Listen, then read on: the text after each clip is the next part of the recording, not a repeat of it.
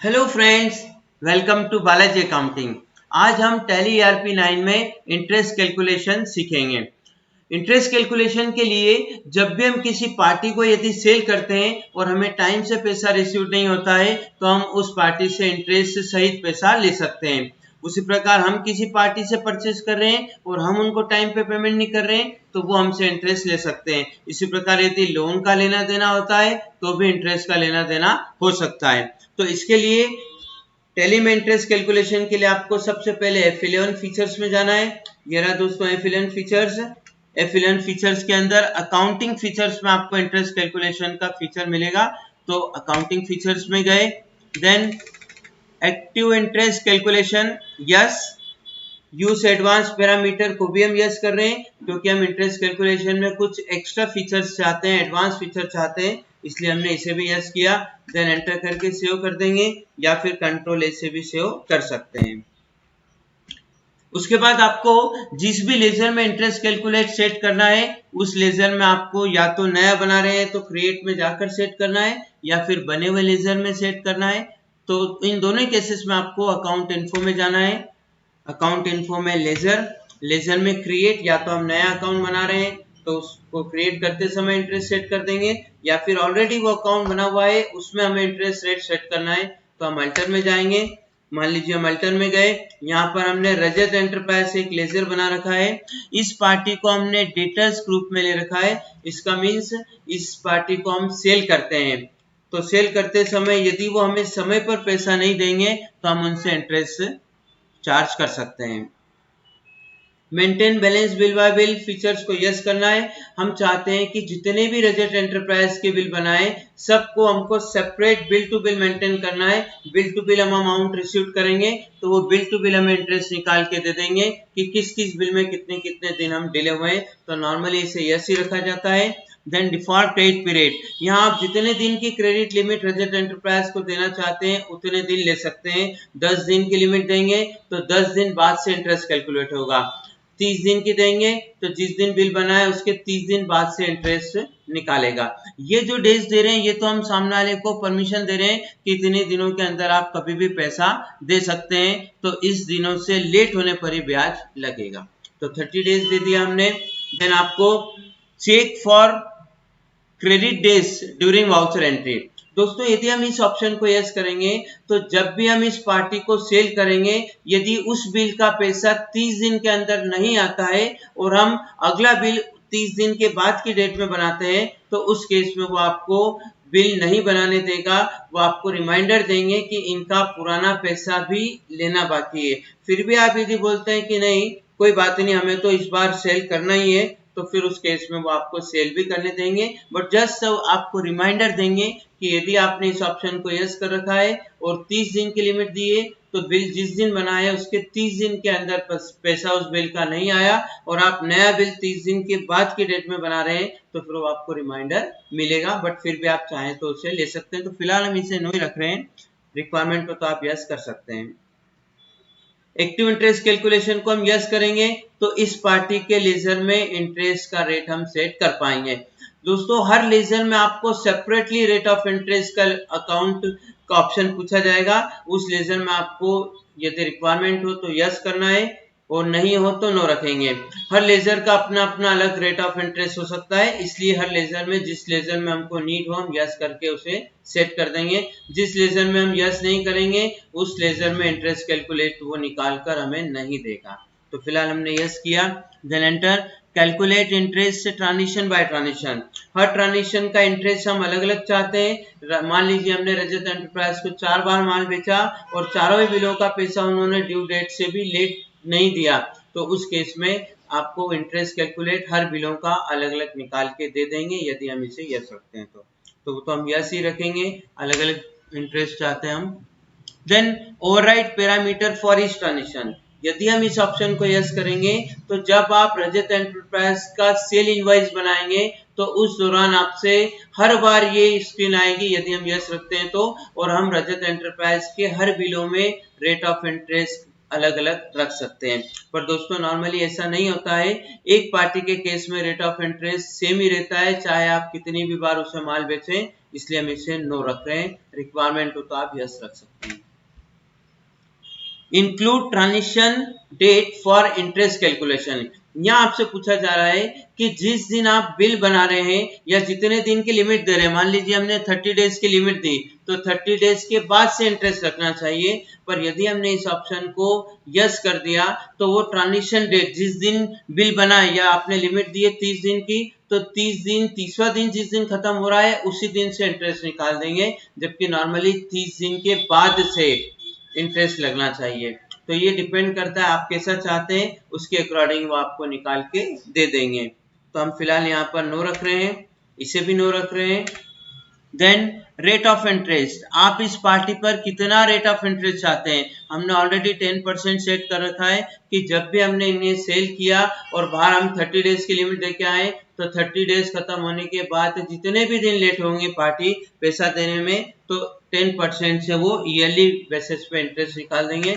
यहाँ पर पूछा जा रहा है कि आपको जो 10% रेट डाला है वो ईयरली डाला है या मंथली डाला है। हमने यदि मान लीजिए बता दिया यहाँ पर कि ये रेट ईयरली है तो ईयरली के हिसाब से वो कैलकुलेट करेगा। और यदि हमने 30 डेज ले लिया तो 10% एक महीने का इंटरेस्ट, यदि पार्टी एक महीना भी लेट हो जाती है तो उस पूरे अमाउंट पर 10% से इंटरेस्ट निकल जाएगा। तो फिलहाल वो बहुत ज्यादा रेट ऑफ इंटरेस्ट हो जाएगा। उस केस में या तो आपको मंथली चाहिए तो रेट ऑफ इंटरेस्ट थोड़ा सा आप 1%, 1.5% जो भी चाहते हैं वो ले सकते हैं। पर हमने यहाँ पर 10% ईयरली का रेट लिया है तो आपको यहाँ पर 365 डेज बताना है कि ये 10% 365 दिन का इंटरेस्ट का रेट है। देन आपसे पूछा जा रहा है कि इंटरेस्ट आपको ऑल बैलेंस पे निकालना है, मतलब रजत एंटरप्राइज का डेबिट बैलेंस हो तब भी निकाल के दे और क्रेडिट हो तब भी निकाल के दे। तो नॉर्मली दोस्तों जब हम इन्हें सेल करेंगे तो इनका डेबिट बैलेंस हो तो ही इंटरेस्ट कैलकुलेट होना चाहिए। क्रेडिट बैलेंस हो इट मीन्स इन्होंने एडवांस में पैसा दे दिया तो उस केस में इंटरेस्ट का रेट इंटरेस्ट कैलकुलेट नहीं होना चाहिए। तो इसलिए हम यहाँ पर डेबिट बैलेंस लेंगे। डेटर्स के केस में नॉर्मली दोस्तों डेबिट बैलेंस लेना चाहिए। यदि आप क्रेडिटर्स जिससे माल खरीद रहे हैं उसके लेजर में सेट कर रहे हैं तो उस केस में आपको क्रेडिट बैलेंस ओनली लेना चाहिए। तो फिलहाल हम डेबिट बैलेंस ओनली ले रहे हैं। ऑलवेज या पास्ट ड्यू डेट, यदि हम यहाँ पर ऑलवेज देते हैं तो जिस दिन बिल बनेगा उसी दिन से इंटरेस्ट कैलकुलेट होगा, जबकि हमने यहाँ पर बाहर 30 डेज की लिमिट दी है तो उस केस में हम चाहते हैं कि 30 डेज के बाद इंटरेस्ट निकाले, तो इसलिए आपको यहाँ पर पास्ट ड्यू डेट ही देना है। पास्ट ड्यू डेट देने से 30 दिन, जितने दिन की आपने लिमिट दी है उतने दिनों के खत्म होने के बाद जितने भी दिन लेट होंगे उतने ही दिनों का इंटरेस्ट निकलेगा। फिर ये पूछा जा रहा है आपसे पास्ट ड्यू डेट के बाद कितने दिन। तो ऑलरेडी दोस्तों हमने 30 डेज की लिमिट दी है तो 30 दिन बाद ऑटोमेटिक वो ड्यू डेट 30 दिन बाद ही आएगी, तो 30 दिन बाद ही इंटरेस्ट निकाल रहा है। पर यदि हमने यहाँ पर 2 डेज या 30 डेज और दे दिया तो और एक्स्ट्रा उतने दिन हो जाएंगे। तो यहाँ पर हम 0 डेज देंगे, ड्यू डेट ऑलरेडी 30 दिन बाद आएगी तो 30 दिन के बाद से हमें इंटरेस्ट निकालना है। यहाँ पर आपसे पूछा जा रहा है कैलकुलेट फ्रॉम, तो डेट ऑफ एप्लीकेबिलिटी, ये जो सेटिंग हम कर रहे हैं इसके अकॉर्डिंग इंटरेस्ट निकले, तो हमने कहा बिल्कुल इसके अकॉर्डिंग निकले। और यदि आप due date of invoice reference ले लेते हैं तो उस केस में आप जब इनवॉइस बनाएंगे, इनवॉइस बनाते समय दोस्तों न्यू रेफरेंस, अगेंस्ट रेफरेंस, इस तरह के ऑप्शन आते हैं। तो आपने न्यू रेफरेंस लेने के बाद वहां पर डेज पूछा जाता है, वहां आपने डेज यदि चेंज कर दिया 60 डेज ले लिया मान लीजिए और यहाँ पर ये वाला सेकेंड ऑप्शन ले लिया तो उस केस में वो 60 डेज बाद ही इंटरेस्ट निकालेगा। मतलब हर बिल में फिर जितना जितना डेज आप दोगे उसके अकॉर्डिंग लेगा। पर नहीं दोस्तों, हम चाहते हैं कि हर बिलों पर 30 दिन बाद से इंटरेस्ट निकल जाए और ये जो सेटिंग करी है इसी को फॉलो करे। तो यहाँ पर हम डेट ऑफ एप्लीकेबिलिटी का ऑप्शन लेंगे। और इफेक्टिव डेट ऑफ ट्रांजैक्शन के केस में यदि आप अपने इनवॉइस की डेट और इफेक्टिव डेट को अलग अलग रखते हैं तो उस केस में आप यहाँ पर यदि यहाँ पर इफेक्टिव डेट ऑफ ट्रांजैक्शन लेते हैं तो फिर वो इनवॉइस डेट की बजाय इफेक्टिव डेट के अकॉर्डिंग इंटरेस्ट कैलकुलेट करेगा। तो यहाँ पर फिलहाल हमें डेट ऑफ एप्लीकेबिलिटी ही लेना है। फिर आपसे पूछा जा रहा है कि यदि इंटरेस्ट का अमाउंट डेसिमल में आता है, पैसों में आता है, तो क्या उस केस में आपको उसको राउंड ऑफ करना है। यदि हम नॉर्मल राउंडिंग कर देंगे तो उस केस में वो 50 पैसे या उससे ऊपर होगा तो 1 रुपया कर लेंगे। और यदि मान लीजिए 50 पैसे से कम होगा तो पैसों को रिमूव कर दिया जाएगा। और यदि आप डाउनवर्ड राउंडिंग लेते हैं तो उस केस में वो राउंड ऑफ तो करेगा लेकिन नीचे ही जाएगा, पैसों को हटा दिया जाएगा। और अपवर्ड राउंडिंग में पैसों को 1 पैसा हो या 99 पैसा हो उसको 1 रुपया पूरा ले लिया जाएगा। तो नॉर्मल राउंडिंग ही बेटर ऑप्शन है यहाँ पर लेकर। राउंड ऑफ कितने रुपए से करना है? लिमिट 1। इसका मतलब है कि हम 1 रुपए से राउंड ऑफ करना चाहते हैं, 1 रुपए या तो आगे या 1 रुपए पीछे, तो 1 रुपीज ले लिया। देन वापस रेट पूछा जा रहा है, फिलहाल वापस रेट ऑफ इंटरेस्ट डालने की जरूरत नहीं है क्योंकि हमने ऑलरेडी यहाँ 10% एक बार रेट सेट कर दिया है। एंटर कर देंगे, देन कंट्रोल ए से आप इसे सेव कर देंगे। अब दोस्तों मान लीजिए हम इस पार्टी को, जिसके लिए हमने रेट ऑफ इंटरेस्ट सेट करा है, इस पार्टी को हम सेल कर रहे हैं। तो सेल करने के लिए हम अकाउंटिंग वाउचर में जाते हैं, पर दोस्तों ऑलरेडी हमने सेल की एंट्री कर रखी है, इसलिए हम इसका लेजर ओपन करके आपको बताते हैं। डिस्प्ले के अंदर, अकाउंट बुक्स के अंदर, लेजर के अंदर हम रजत एंटरप्राइज का लेजर ओपन करेंगे क्योंकि ऑलरेडी हम एंट्रीज कर चुके हैं। तो हमने 15 जनवरी को सेल किया है रजत एंटरप्राइज को 25,000 का गुड्स। तो दोस्तों जैसे आप एंट्री करते हैं आपसे बिल नंबर पूछा जाता है, बिल नंबर मेंशन कर सकते हैं, रेफरेंस नंबर मेंशन कर सकते हैं, देन एंटर करके पार्टी का नाम जिसको सेल कर रहे हैं, है ना। यदि आप इनवॉइस फॉर्मेट में एंट्री करेंगे तो आपका format rate of name of item, quantity, rate, amount उस तरह का रहेगा। फिलहाल हमने आइटम मेंटेन नहीं करी है इसलिए हम यहाँ पर डेबिट क्रेडिट फॉर्मेट में एंट्री कर रहे हैं। तो रजत एंटरप्राइज को हमने डेबिट किया, 25,000 का गुड सेल कर रहे हैं, तो 25,000 रेफरेंस, यहाँ पर न्यू रेफरेंस लेके इनवॉइस नंबर आ जाएगा। देन 30 डेज, यहाँ पर दोस्तों हमने जब पार्टी का लेजर बनाया था ऑलरेडी वहां पर 30 डेज की लिमिट दी है, तो ऑटोमेटिक यहाँ पर 30 डेज की लिमिट आ जाएगी। इसका मतलब आप 15 जनवरी को माल सेल कर रहे हैं तो 15 जनवरी से 30 दिन काउंट करें तो 14 फरवरी तक आपको पैसा आ जाना चाहिए। 14 फरवरी से लेट आएगा तो इंटरेस्ट कैलकुलेट होगा। देन एंटर किया, अमाउंट में 25,000 आ गया, एंटर। सेल कर रहे हैं हम इसलिए सेल्स अकाउंट ले लिया, देन एंटर करके इसे एक्सेप्ट कर देंगे। इस तरह से आपका सेल इनवॉइस बन गया, सेल की एंट्री हो गई है। फिर मान लीजिए हमें 15 जनवरी को माल बेचा है दोस्तों और 14 फरवरी तक पैसा आ जाना चाहिए, पर हमें पैसा लेट रिसीव हो रहा है। यदि दोस्तों आपको टाइम से पैसा मिल जाता है, लिमिट के पहले ही पैसा मिल जाता है, तो उस केस में टैली आपको इंटरेस्ट कैलकुलेट नहीं करेगा क्योंकि इंटरेस्ट उस केस में बनेगा भी नहीं। पर यहाँ पर हमने ऐसा एग्जांपल लिया है कि 15 जनवरी को माल बेचा है और 30 दिन की लिमिट लिए, तो 30 दिन आपके 14 फरवरी को खत्म हो जाते हैं, जबकि आपको पैसा लेट मिल रहा है, 22 फरवरी को मिल रहा है, तो आपको इंटरेस्ट कैलकुलेट करके देगा टैली। तो दोस्तों हमें 22 फरवरी को पैसा मिला है, वो भी पार्ट पेमेंट मिला है, 10,000 ऑनली मिला है। तो आप एंटर करके एंट्री देख सकते हैं, हमने एंट्री कैसे की है, डेट डाल दी, देन किस पार्टी से पैसा मिला है, रजत एंटरप्राइज से, पार्टी का नाम ले लिया, अमाउंट, कितना अमाउंट रिसीव्ड हुआ है 10,000, अगेंस्ट रेफरेंस। दोस्तों यहाँ पर आपको बिल टू बिल जरूर मेंटेन करना चाहिए, उसी केस में वो बिल टू बिल इंटरेस्ट आपको कैलकुलेट करके दे पाएगा।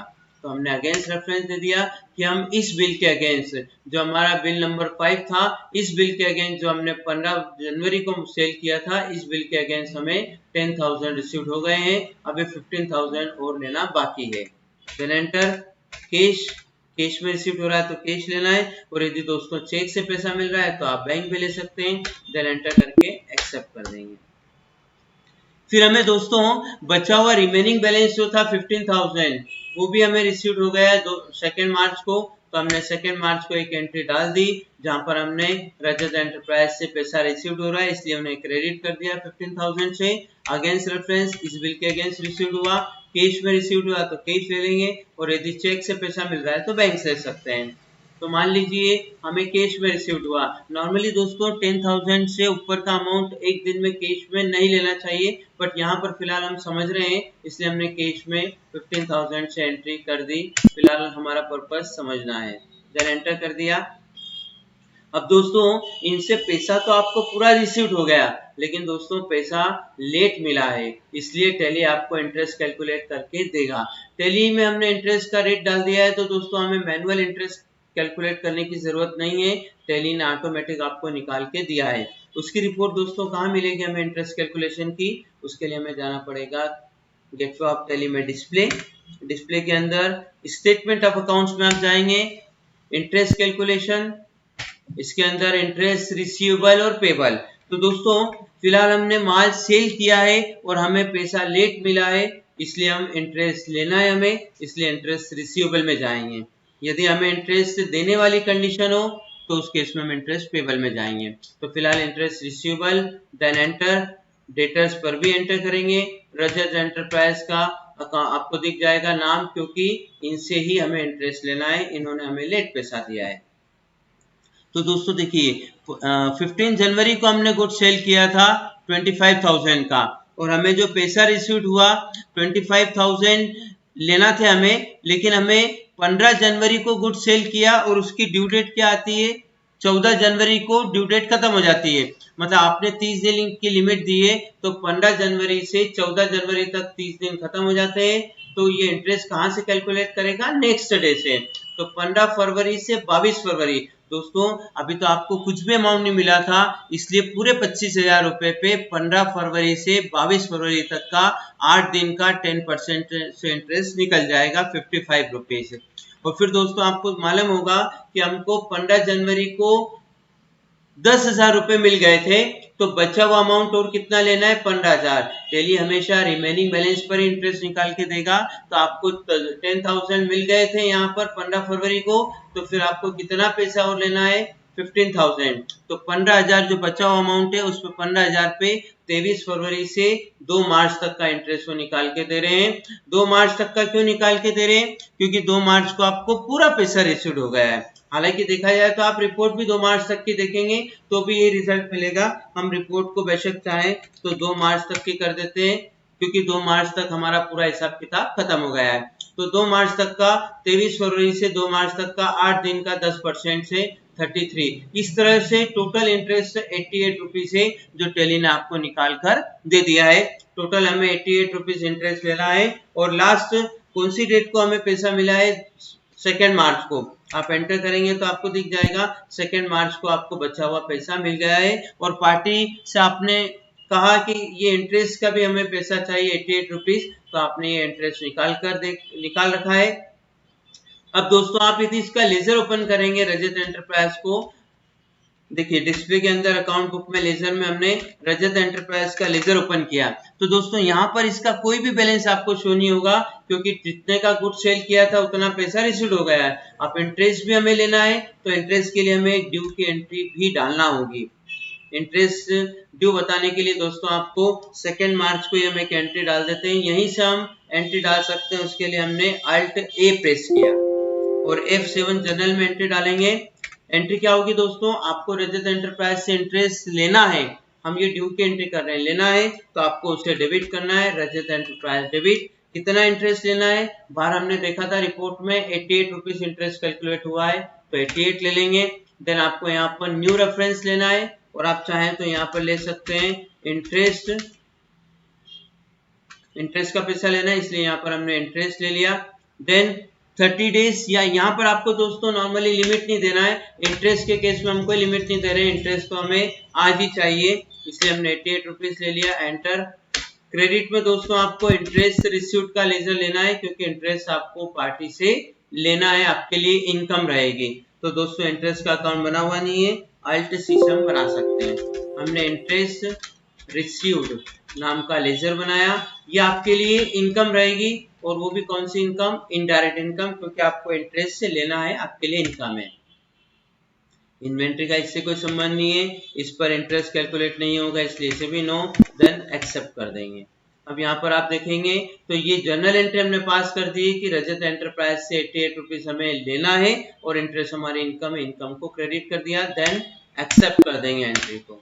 अब आप देखेंगे तो इसके लेजर में आपको 88 रुपीज और ड्यू दिखा देगा, क्योंकि उन्होंने जो गुड सेल किया था उसके अगेंस्ट तो पूरा पैसा दे दिया, लेकिन पैसा लेट दिया है उन्होंने, इसलिए हम उनसे 88 रुपीज इंटरेस्ट की और डिमांड कर रहे हैं। अब मान लीजिए वो 2 मार्च को ही आपको इंटरेस्ट का पैसा भी दे रहे हैं, तो हम यहाँ पर Alt A से ही इंटरेस्ट की भी एंट्री डाल देते हैं। F6 रिसीव्ड, आपको पैसा रिसीव्ड हो रहा है तो आप रिसीट में एंट्री डालेंगे, रजत एंटरप्राइज को क्रेडिट कर देंगे 88 रुपीज। अगेंस्ट रेफरेंस कौन से किसके अगेंस्ट मिल रहा है, तो ये जो इंटरेस्ट की आपने जर्नल एंट्री पास करी थी, इस एंट्री के अगेंस्ट हमें 88 रुपीज रिसीव हो रहे हैं, और कैश में रिसीव हो रहे हैं तो कैश ले लिया। एक्सेप्ट कर देंगे। तो दोस्तों अब आपको इनका लेजर पूरी तरह से नहीं दिखेगा, गुड्स का पैसा भी इनसे मिल गया और जो इंटरेस्ट का पैसा लेना था वो भी इन्होंने आपको दे दिया है। तो इस तरह से दोस्तों इंटरेस्ट कैलकुलेट करने की हम पूरी सेटिंग कर सकते हैं टैली में, और तो टैली ऑटोमेटिक आपको इंटरेस्ट कैलकुलेट करके देगा। उसी प्रकार दोस्तों यदि हमने किसी से लोन लिया या दिया है तो आपको लोन से रिलेटेड उस पर्सन का अकाउंट बनाओगे आप, पर्सन बैंक जो भी है, तो उस केस में उस अकाउंट में आप इंटरेस्ट कैलकुलेट के लिए रेट डाल देंगे तो ऑटोमेटिक उस केस में भी आपको इंटरेस्ट कैलकुलेट करके टैली दे देगा। तो दोस्तों आज हमने इंटरेस्ट कैलकुलेट करने की पूरी सेटिंग सीखी, इंटरेस्ट किस तरह की जाती है वो देखा। यदि आपको हमारा ये वीडियो पसंद आया हो तो इसे लाइक कीजिएगा, सब्सक्राइब कीजिएगा और हमारे आने वाले वीडियो सबसे पहले पाने के लिए बेल आइकन पर प्रेस करना न भूलें। Thank you.